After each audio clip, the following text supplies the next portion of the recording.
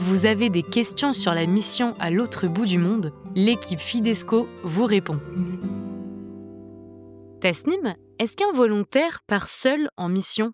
Fidesco n'envoie personne seul en mission. Fidesco envoie des couples, des familles, aussi des célibataires, mais ces derniers ne partent jamais seuls, ils partent en binôme. Les binômes sont constitués en fonction des profils de chacun, des besoins du terrain. Et cet envoi en binôme, c'est un défi, un beau défi, parce que la relation de binôme, elle est à construire, on ne choisit pas son binôme. Et en même temps, c'est une très grande force, c'est un soutien dans la mission. Quand on partage un même objectif, qu'on est animé par le même désir, en fait, de servir et de témoigner, le même appel, c'est quelque chose de très fort. Et même en étant très différents, on peut construire une vraie vie fraternelle. Cette vie fraternelle, c'est un roc dans la mission. Alors, dans pas mal de lieux de mission, il y a aussi une vie d'équipe dans la même ville, le même pays, entre volontaires de différents états de vie. Ça peut être des familles, des couples avec des célibataires ou avec des retraités. Et cette vie d'équipe, c'est l'occasion de partager les joies, les difficultés, de vivre des temps de détente, de prier ensemble, de prier les uns pour les autres. Comme Jésus, qui envoie ses disciples 2 par 2, cette vie de binôme et cette vie d'équipe font partie intégrante de la mission. C'est un sujet que Fidesco aborde largement dans le parcours de formation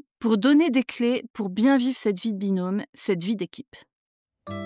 Merci d'avoir écouté cet épisode. Si vous souhaitez en savoir plus sur la mission, rendez-vous sur notre podcast Cœur de Mission pour écouter les témoignages d'anciens volontaires. À bientôt sur un de nos podcasts.